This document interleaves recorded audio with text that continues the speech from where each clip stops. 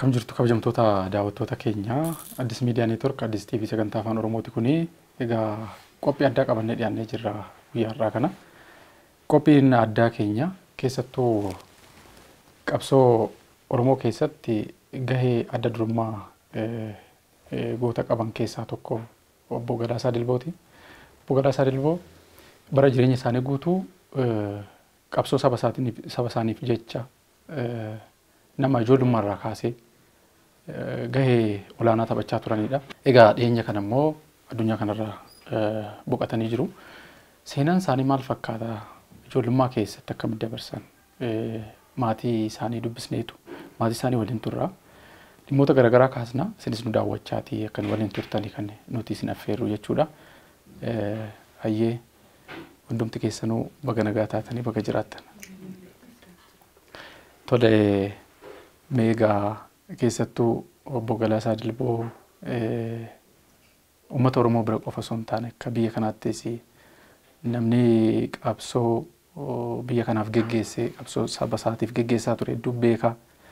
Dhaloonni amma jiru kun dhaloota darbirra waan baratu qaba. Warra saba kanaaf jiraate saba ofiitiif hojjechuu biyya ofiitiif hojjechuun akka nama boonsu muuxannoo guddaa fudhachuu qaba jenneetu yaanna. Kana waliin haasa'aatii turra. Jalqaba irratti isinirraan eegala. Egaa obboleettii isaaniitti isinii maqaa keessan guutuu nutti maatii sanirraa waan tokko haasa'aa waliin. Maqaan koo inni mana barumsaatti beekamu ምህረት Mantiin jedhama. Mannatti immoo kan nawaman Dumbusheedha naan jedha. Nu gidduu nama tokkoon mucaa sadaffaadha. Kanaafi ani badaa masayyuun beeku gaafan inni yeroo inni ba'ee iskaawutiidha. Yeroo iskaawutii deemaa iskaawutii mooyeeraa jedhu. Inni Jaappaan deemu inni sammuun isaa cimaadha jedhamee baay'ee magaalaa Laqamtee baay'ee irratti dubbata. Nama jaalalasaa maatii jaalalasaa baay'ee abbaasaa wajjin deemu waa'ee abbaasaa hin danda'u. Abbaasaa wajjin deemee jiruudhaan ga'ee deebi'a. Utuu akka jiruun iskaawutii deemee achi booddee qaba daamayyuun beekuanii warri kaan immoo nateellaa dhalatanii innis hin ba'ee hajiraatu aduu hin beeknu. Achi booddee immoo mootummaan wayyaanii gaafa dhufu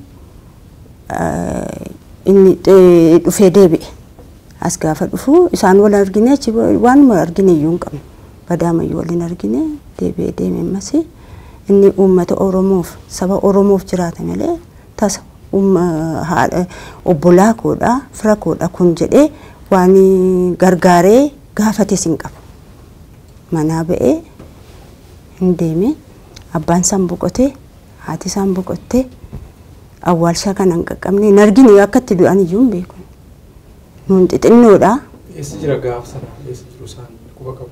Hin beeknu naannooma kana jiru jedhu hin beeknu. Bosona keessa jiru lafanni jiru hin beeku. Kana jedhee sitti mun danda'u hin beeku lafanni jiru hin beeku. Jira seen karaa dhedheessaa jira mucaan kee jedhu bantii mucaan kee karaa dhedheessaa jira jedhu. Eessaan akka ta'e hin beekamu garuu inni tuma akkas jedhu abbaan keenya boqotee haati koos hin boqottee bakka sumaan hafe. Odeeffannoon odeeffadheerraa abbaan keessanis keessattuu poolisii mukonni keessa akka turanii kan ani odeeffadhe. Qabsuma kana keessa turan isaanis jalqaba. Turaniinu. Dhiyoo kana garuu kitaaba tokko barbaadee argatee kottaa seenaa abbaan koo macaafanni irra jiru kunooti ilaalaa jedhee nu waamee nu agarsiise. Amalli ijoollummaa isaanii wanti yaadattan akkamii? Amala akkamii qabu? Gabaatu goreetu midhaan nyaata mana keenya kan yaadadhu xinnoo ta'e.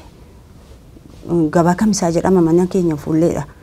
Guyyaa sana namni galee buna dhugee midhaan nyaatee ba'a. Galaasaanis kanuma qabateedha yaadan sammuu gootti. Taasa nama qoodeen beeku kuna baluun jedhu saba qoqqoodeen beeku kanuma waan hundumaa jaallata ollaan hundumtu. Namni umrii isaa guutuu ijoollummaarraa kaasee yoo xiqqaate maatiinis nama marara. Maatis dhiisaniitu saba kanaaf jiraatan. Maatiin namaa gaafa boqotu haatiif abbaan gaafa boqotanis dhimma sana dhiisanii sabaaf akkasitti jiraachuu akkasitti of kennu namni akkasii baay'een jiraatanii yaaddu maaltu irraa baratamuu qabas jettu Buqalaa Sarraas. Kun egaa kennaama Waaqayyooti jedhee yaadan. Waaqayyootu nama laata malee kana saba isaatiif jireenya dhiisee waan hundumtuutti namni foonii waan hundumaayyuu yaala. Dhala dhiisee maatii dhiisee hin barbaanne sana. Kaayyoon koo sana dheedhee saba isaatiif kan jiraatu ani namni baay'een jira sanyiin isaa dheedhee yaadu. Waan hunduma isaa saba isaadhaaf. Haguma dhiyoo kanaatti illee haguma lubbuun darbanittis baay'ee nama quuqama qabu. Waan ni dabarsan waa'een saba kanaa baay'eetti dhagahamaa. Keessattuu seenaa qabsoo adda bilisummaa Oromoo keessatti sadarkaa adda bilisummaa Oromoo itti bittinnaa'uu ga'e sanarratti gaafa warree hooggantoonni adda bilisummaa Oromoo bakka tokkotti shiniggaatti ajjeefaman qabsoo sana fuudhanii namatti hubsiisanii sabni kun akka har'a ga'uu fi oolmaa guddaa uummata Oromootiif nama oolanii. Kana ammas dhiyeenyuma kanas waa'ee warra isaan biraa wareegamee gaafa yaadatanu hedduutti dhagahama riba keessaa isin dammaquu waan jedhuun odeeffadhe. Waa'ee isaanii kan akkamitti dhageechanis? Badaan dubbatu gaana callisaadha. Qabeettu garaa isaatti waan hundumtuuyyuu yooma qalbiidhaan taa'ee guyyaa tokko immoo malumaan sitti odeesse malee jarjaree waa tokko odeessu warri bukkeedha gaafa wareegaman isa gaafa haasa'uyyuutti hin tolu badama. Keessi isaa baay'ee madaadha. Nama baay'ee dubbachuu hin dandeenye isa ta'e fudhatee du'e jedhee yaadan. Nuttuun dubbanne. Saba isaattuun ibsin. Guyyaama tokkoon ibsa jedhee nama taa'aa jiru natti fakkaata gaafa yaadu. Hin dubbanne. Hin baafanne. Isa ta'e isa ta'aa tures nama dabarse miti obboleessi. Kanaaf waan hunduma isaa qabatee du'e jedhee yaadan. Nuttiyyuu waan ibse miti. Seenaa ma jiru waan dabarse waan tokko yoo odeesse malee qabatee suutee haasofsiisan mala qabsoon akkas ture qabsoon jabaadha jedha malee waan keessa isaa badaan hin dubbatu nama dubbatu. Ukkaamsatee maa du'ee siin jechuuf jedhee boqote jechuu godha. Si'a jalqabaatiif egaa gargar baatan yoom kan wal argitan egaa achi biyyaa baatan? Nuuni yaadi kumti gaafa galee wal argine malee wal hin argine. Sambooddee amma gaafa biyya deebi'anii? Amma deebi'e. Tarii wanni yaadattan jira wanni isinitti himanii wanni isinitti dhaaman? Waan tokko yoo nuti dhimma namaan qabu saba Oromoo tokkumaan nu ilaala jaatee fi nutti waan addaa waan nutti himu jiru. Namni baay'een gaafa filannoodhaaf deeman gara iddoo dhaloota isaanii deemaniiti filatamu. Kan isaanii garuu gara Harargeetti deemanii filatamanii. Maali kun ergaa akkamii qabattanii yaaddu? Sana jaalala irraa qabaniif. Waan baay'ee waan wajjin dabarsan isaantu qabsoo wajjin dabarsee isaan kanuma isaanii naannoo isaaniitti dhalate dhugusaa akkuma naannoo isaaniitti dhalateettidha kan fudhatan. Ijaa kanaaf kan naannoo Harargeedha malee Galaasaan kan keenya miti ammayyuu kan hin jechuu danda'u. Nuuni hin beeknu waan tokko isaayyuu akkuma saba Oromoo tokkotti as keessatti beekna. Kan Harargee garuu adda. Isaaniif qabsaa'ee isaanii wajjin qabsaa'ee isaanii wajjin jira. Mee dhaloonni seenaa jireenya qabsoo isaanii kanarraa maal baratu jettu? Ijoollee ishee xinnoo teessisee haasofsiisan. Dhalootammaa immoo dhagahuutu isaanirreera. Tokkummaa uumuutu isaanirreera. Galaasaarraa barachuutu isaanirreera. Ani kan hin jedhu.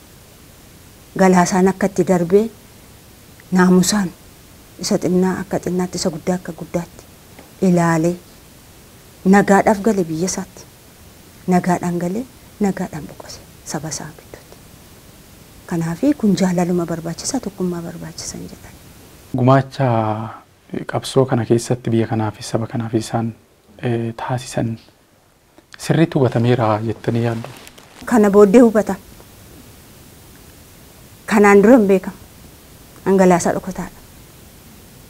Amma garuu hin hubatamu. Amma ifatti baay'ee yaadan. Obboleewwan gaafa walitti dhufan waa baay'ee haasa'u waa'ee maatii haasa'u waa'ee bultii ijaarrachuu haasa'u isaan immoo bultii isin ijaarree umrii isaanii guutuu akkasumatti saba kanaaf akkuma deemanitti jiraatan. Waa'ee kanaa wanni waliin haasoftan jira. Ijoolleen Oromoo hundumtuu ijoollee kooti jedha. Manni Oromoo hundumtuu manni kan kooti jedha. inni waan akkasii wayittuun fudhatu ijoolleen Oromoo qeerroon Oromoo hundumtu kan kooti jedha. Maqaan koo Takkaalleen jedhama. Anis maatiidhaaf mucaa isa dhumaadha.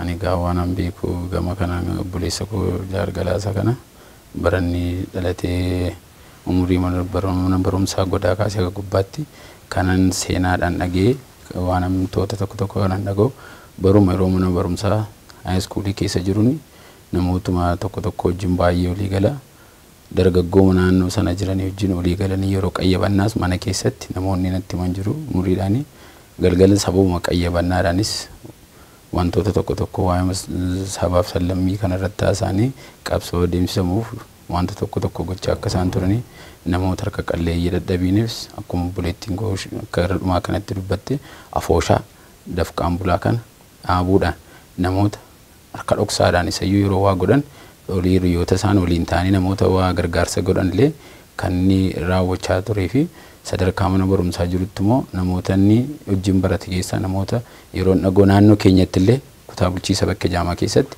jalqabaaf magaalaa keessatti hin dhaabbatiin warreen akka Abiyyuu Galataa fayyadamanii wajjin qabsoo keessatti sanatti seenanii wajjin mana kitaabaa dhaabuudhaan hagammatti bakka isaallee nan beeka iddoon sun duwwaadhaan jiru waan akkasii dhaabuudhaan yoomiyyuu egereenis dhaloonni dhufullee bu'aansaa waan guddaa biyyatti kan geessisuu danda'u barumsa gatii ta'eef sanarratti hundumtullee barumsa akka itti fufuu fi kanaaf yeroonni iskaawutii kanatti seenanii jedhan immoo namoonni jiru natti himaa turan yeroo sanatti isaan kan isaan gochaa turanii namoota ol filatu isaan namoota yaada tokko ol fakkaata dargaggummaa umurii sadarkaadha yaadaan tokko ta'an warreen kana wajjin ta'anii wantoota raawwatan isaan gargalas iddoo jiranitti yaaduma tokkoon barumsaan waliin qabachaa waan akkasii raawwatu isaan yeroo qabsoo keessuma naannoo bara 1960 keessa qabsoon yeroo sanatti baay'ee finiinaa turedha dargaggoo fi barattootaan kan inni raawwatamaa ture keessuma waa'ee qotee bulaa lafti kan qotee bulaa akka jedhamu sana keessatti sanarratti gochaa guddaa akka isaan raawwataa turanidha yeroo iskaawutiin biyya laabee kanas immoo namoota akka yeroo sanatti Wallaggaa Xaglaayee Gizaat jedhama yeroo sana jechuus Naqamteedhaa kaasee haga Soosaatti jechuudha kan inni jala bultiin ture yeroo sanatti inni barattoota jiran keessaa adda duree ta'uudhaan akka inni filatamee gara sanatti adeemee isa booddees immoo yeroo dhufeedhu mootummaan kun immoo yeroo inni Jabannaa Hayilasillaasee kun raakuuf biyyoota adda addaa akka Girmaayee Nawaayenfaa kun iddoo addaa garaatti yeroo fincila eegalanii yuunivarsiitii adda addaadhaa godhan isaanis immoo akkuma iddoo sanatti sosochii jiraniin oliiranii sochii kana keessa akka isaan turanii fi inni immoo yeroo baay'eetti nama hicitee godha waan guddaa kanaan isa ga'ee jiru tokkummaa nama yaadu qomoo sabaaf sablammii nama akka inni addan baafneef keessumaa hicitee eeguun adda durummaa saatii nannuu jedhu isaa yeroo nutti himan yeroo sana yeroo inni guyyaa tokko halkan lamaan tokko wajjin bule keessa waan ani yaadadhu keessa kan natti hime waan guddaa saba keenya iddoo guddaadhaan qomoo tokko goonee waliin ga'uudha kan guddisnu iddoo garaa fedhiin ga'u dhaloonni kun dhufee inni kaa'e keessaa hicitee eeguudha namoonni sun gara Sumaaleetti odoo adeemaa jiranii shiiftotaan wareegamuu isaanii kanaaf iccitii sana garuu waan battaluma hin dhimamne umurii waggaa 1-2 iccitii kana iddoo hooggansarra jiran kaatanii turtii booda koori sabaa raawwatee koori sabaa sun filatame booda akka duutii isaanii warri sun illee ba'anii kan inni itti meeshaa ilmaan Oromoof jedhanii wareegama godhanii ofiif odoo hin jedhiin barumsa isaanii baratanii lafa barbaadan dooktareeta kana profeesar waan barbaadan ta'uu qabanii ilmaan Oromoo fedhanii kaayyoo irbuu seenaa olii galan sanarratti hundaa'uudhaan haga yoonaatti agar wareegama lubbuu isaanii guyyaa dheengaddaa umurii 68tti qabsoodhaan hicitiidhaan tokkummaadhaan waan isaan godhatanii darban kana dargaggoo qarroof qeerreen seena jiran immoo kana bu'uura godhachuudhaan tokkummaadhaan yaadaan ol qeequu dhiisuudhaan lagiinsaan ol qooduu dhiisuudhaan itti fufiinsa guddina biyyittiin itti adeemaa jirtu gudda galmaa kana ittiin ga'uudhaa fi yaada tokkoon barumsa kanaan waan adda addaadhaan hundumtuu dandeettii isaan jaalana ol qoodiis dhufee sabaaf sallammiin kun gara tokkotti ta'e biyyittii kana gara fuulduraatti adeemsisee egeree boriitti seenaa hundaadhaan otoo dabarsee kan jedhu yaada qaba. Ani Adde Qalameworq Bantiin jedhama. Maqaan konni kaan immoo innis kan maatiin itti na waaman immoo Chuuchuu Bantiin jedhama. Ani afuraffaadha jechuudha. Maqaadhaan dhageenya maatii keessatti akka Galaasaan qabsoorra jiru jechuudha. eegii dhufee booddeedha sirriitti waa hedduu isaa wajjin haasofnee kan barree maatii keessattis durii kaasee gaarummaa isaa keessatti barnootaan baay'ee cimaa akka inni ta'e kana abbaan koos baay'ee jaallata ture. Seenaan abbaa koos yaa'u abbaan koos nama cimaa ture qabsoorra jiraadha malee quban qaban turan jechuudha. Garuu yeroo sanatti immoo nuunis iddoo tokko boqonnee barachuu hin dandeenye maaliif manni keenyas fuuluma duradha beekamaadha abbaan koos magaalaa sana keessatti nama beekamaadha. Nama guddaadha gatii ta'ee fi beekamaadha gatii ta'e baay'ee rakkina guddaa rakkanna turre iddoo tokko tasgabbiin taa'uu hin dandeenye yaadate amma guddaa jira ture. Gaafa inni dhufe nuun haala garaagaraa irraa kan ka'e bittimmoofne iddoo garaagaraa jirra turre. Gaafa dhufe garuu firri hundumtuu lafa jiruuti walitti qabe. Kanaaf walitti qabamne kun jechuun immoo inni namni tokko ta'uusaa jaallata. Yeroo bilbilumoo maal nuun jedha wal quba qabduu nuun jedha. Sigalee tokko wal barbaaduu qabdu jedhee nama waliin tuffatinaa sababan qabsoorra turee fi isin rakkinni garaagaraa isin irra ga'ee qabeenya qabaachuu dhiisuu dandeessu garuu waliin tuffatinaa wal barbaadaa isa xinnoos isa hiyyeessas isa maalis nuun jedha ture. Kanaaf ani waan guddaa waan isarraa baradhee tokko jaalala namaaf jaalala qaba ija tokkoon nama ilaalaa garraamiidha. Beekumsa sarra jiru yeroo dhufnu yeroo xinnoo sii kenna yeroo dhufee isa ilaalu abbaa warraa koo wajjin dhufna garuu yeroo xinnoo sii kenna yeroo xinnoo sana keessatti waan guddaa irraa fudhattee deemta. Akkamitti ilaaltu akka sabni kun as ga'u gumaacha isaan taasisan? Daa'iman qabu waan kana qabatamaa matee waan jireenya waan mul'atu tokkoon qabu faamilii isaas yeroo argitu akkasuma haaluma inni keessa darbirraa kan ka'e jechuudha. Kanaafi akkas gochuun yoo nama murtaa'e ta'e malee hin danda'amu. Ati saba keetii fi lammii keetiif akkasitti of kennitee amma dhumaatti deemuu jechuun akka baaybiliitti kan hin beekan Kiristoos duwwaadha. Kanaaf inni waan hundumaa dhiisee nama darbeedha. Garuu immoo yeroo ilaaltu waan namni baay'ee keessumatti jenereeshiniin amma jiru dhalooti amma jiru waan keessa lixee waa'ee isaa bare natti fakkaatu. Sigalee namni badaa waan hubatee odeeffameef miti amma har'aatti egaa yeroo baay'ee namoonni keenya gooti ergii du'e booddee faarfama biyya keenya keessatti yeroo jiru kana sanaa jedhamee wanti haasa'amu hin jiru gaafuma du'uudha. Ani garuu akka kootti obboleessa koo gatii ta'eef ituun ta'in galaasaan biyya kana keessatti ummata isaa duwwaa keessatti yuutuun ta'in inni walqixxummaa sabaaf sablammii namni hundumtuu walqixxaatee jiraachuu qaba jedhee namatti amanuu dhagatii ta'eef nama iddoon guddaa kennamee fi faarfamuu irraayyuu waan baay'een qooddatamuu qabu ture. Gootonni yeroo biraa wareegamanii waggaa 2 baatanii taa'uun sababa maaliif hoo'ettee meebii waan sunituu ba'eera ta'eeti qabsoon sun karaatti hafuu danda'a. Wanti baay'een baduu danda'a ta'a. Waan tokko immoo galma haa ga'uu fedhanii qabsoo sana keessatti waa obsanii akkasittiin dhoksaa baatanii darbuu jechuun kun mataansa waa baay'eedha. Yaani wanta ni gaabbuutu dhalootni amma jiru hedduu yoo argiteetta ta'e amma wal hubannaan baay'ee jiraachuu dhiisuu danda'a amma saba Oromoo gidduu ituu wanta qabsoonni keessa darbe waa hedduusaa barreeffamee kitaabaan ta'u waa baay'eensaa xumurreedhee yaadanii waa'een galaasaa wanti baay'een wanti galmaa'e waan barreeffame baay'een hin jiru. Kanaaf gootummaa masanayyuu akkatti umrii amma kana waa hedduu keessa darbanii as ga'anii ituma waan tokkoon taa'ee dhalootirraa bareera ta'e kun waan guddaa dhedhee yaadatu kun ta'eera ta'e natti tola. Lammaffaa immoo ofii masaatiiyyuu ituu yeroo boqonnaa argatee baroota amma kana dadhabee ituu boqoteera ta'e akka obboleettiitti akka Oromoo tokkotti inni nama hundumaa walqixa ilaala gatii ta'ee fi ituma yeroo boqonnaa qabaatee illee boqoteera ta'es natti tola.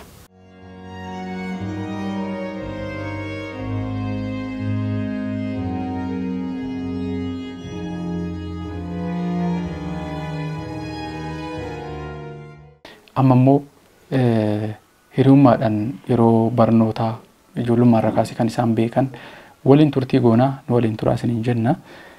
Ulfaadhaa galatoomaa mee maqaa keessanii fi obbo Galaasaa akkamitti akka beektan nutti himtu jira eegalla. Aadde Xiruwarq Tarrafaan jedhama. Gaa obbo Galaasaadhaa wajjin mana barumsaa sadarkaa lammaffaa kutaa 8tii hamma 12 kifli adda addaa turre garuu dhumarratti kifli 12ffaa wal bukkee teenyee baranne yeroo sadarkaa lammaffaa jiru mana barumsaa keessatti gamtaa adda addaatu jira. Kilabii adda addaatu jira. Isa keessaatii wajjin waggaa dheeraadhaaf iskaawutii turre. Inni iskaawutii warra dheeraan immoo iskaawutii warra durbaa keessaan ture. Wal beekamtiin keenya ijoollee hiriyummaa mana barumsaa keessatti wajjin barachuu, wajjin haasa'uu, iddoo adda addaa wajjin deemuu kanarraa jalqabeeti wal beekamtiin keenya.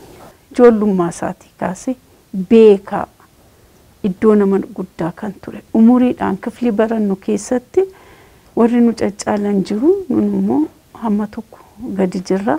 Garuu inni sammuunsaa qara kan ta'e, gaarii kan ta'e, barumsaaf hubannaa guddaa kan qabu, namaaf kabaja guddaa kan qabu, barsiisota isaatiifis kan ulfina guddaa kennu.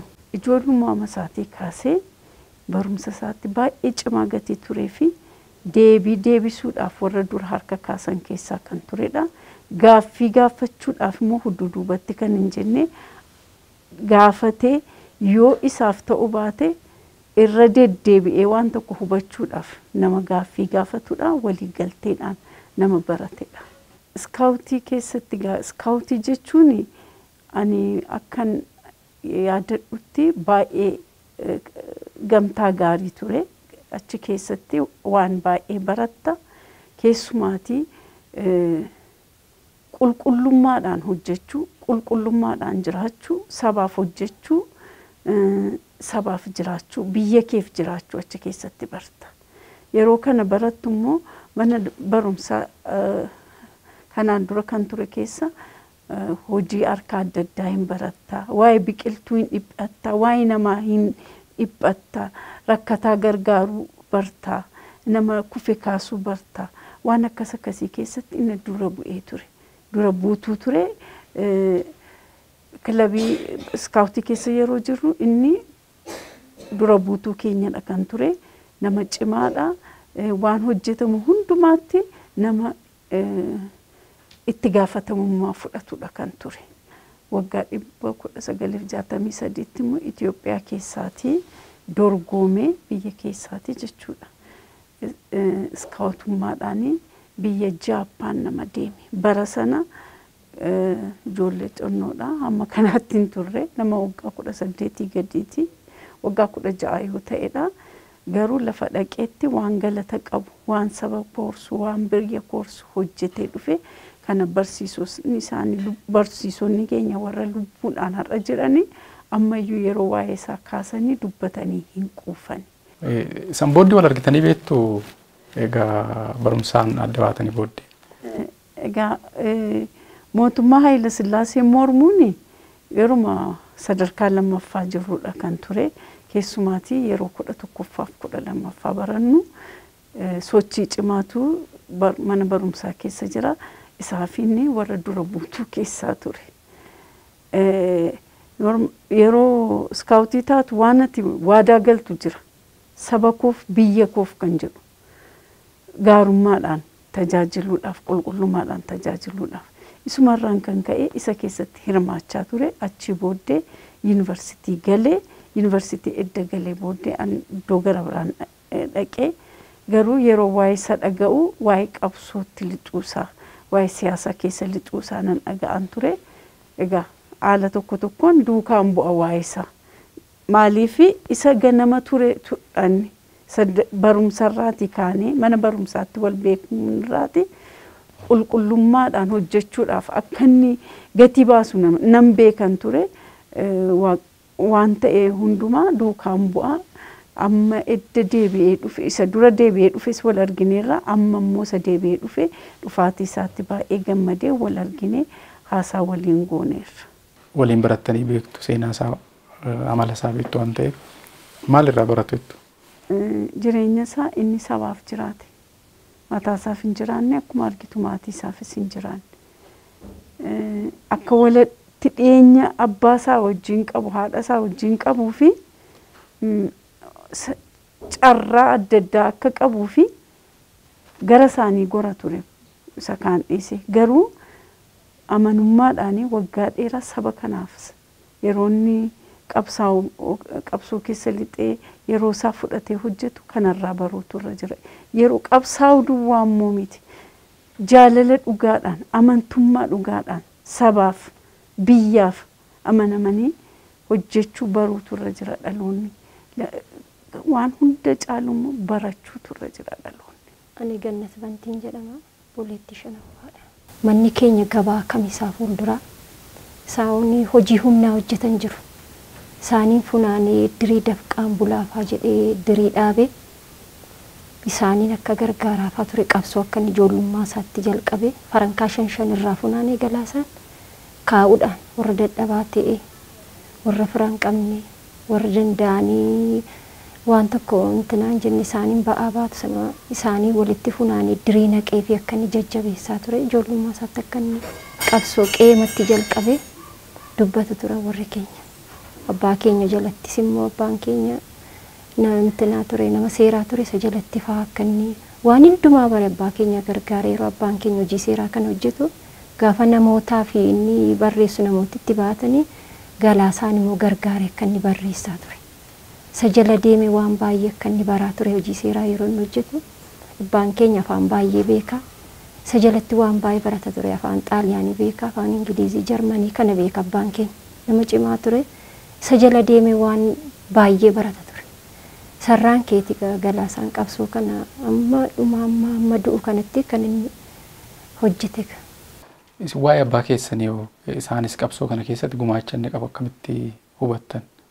Abbaan keenya gumaacha guddaa godhe yeroo sana yeroo Taaddasaa Birruu wajjin ture ajajaa dhibbaa ture abbaan keenya immoo hojii guddaa hojjeteera isaanis.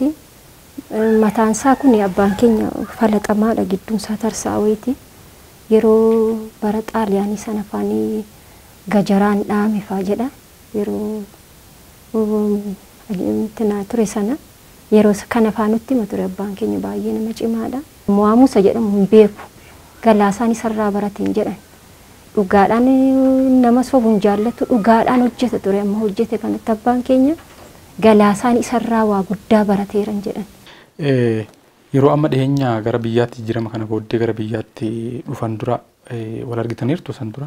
Erginni dhufee 83 yeroo inni biyya gale wal argineerra guyyoota baay'ee soliin argine baqqatuma wal argine kottaa jedhee jira jedhee akka inni jiru hin beeknu turre oduuma dhadhageenya malee kottaa jedhee yeroo sana dhandhee argineerra guyyoota tokko lamaa fi isa booddeen argine ufanni jiru hin beeknu turre. Ergasii immoo sanni deebi'e kana wal argine.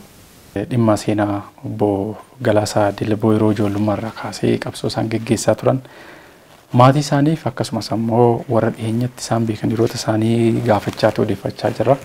Ammas nu waliin turaa isiniin jenna. Ani Tasfaayee Ibsaan jedhama. Waan obbo Galaasaa irraa baradhu keessaa tokko maal jedhu sitti fakkaate beektaa?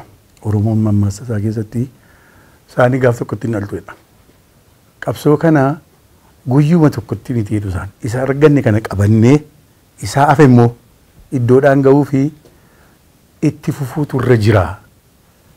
Isa arganne kana garuu itti gammadee uummanni keenya itti fayyadamu isa irra jira jedhu isa hafe immoo maluma malaan akka inni dhufu irratti wal'aansoo gochuun irra jira. Wal'aansoon dhaabateera jedhanii gaaf tokko afaan isaanii keessaa basanii namatti himan. Innaa obbo Galaasaan obsa qabu dubbachuurra ofii isaanii dubbachuurra si gaafatanii waan baay'ee sirraa argachuu siin barbaadu. Kana amalli obbo Galaasaa fayyirraa bannu. Kanaaf eessuma uummanni amma jiru dargaggoon dudduuba jiru kuni obsa godhatee wal dhaggeeffatee aadaa Oromoo keessatti immoo ilaaf ilaameen jira. Safuu godhatee utuu wal kabajee Hogganoonni Oromoo immoo garaagarummaan isaanii kun maal akka ta'e illee saba keenyaaf galuu baatee yaadaan wal dhabuun jira. Gam tokkotti fidee fi luuccessee yaada obbo Galaasaan qabate kan utuu fiixaan baasee gammachuu cimaa qaba kanan jedhuun ergaa dabarsaaf. Maqaan kiyya Xajjisoo Nuguseen jedhama. Isaan wajjiniin waggaa tokkoo fi ji'a tokkoon taa'ee amma kanatti amala addaa tokko irraa argeen beeku. Nama hundumaayyuu ija tokkoon ilaalu, jaalala namaaf qabu, saba tokko iddaan hin qoodani, saba kamiyyuu ija tokkoon ilaalu.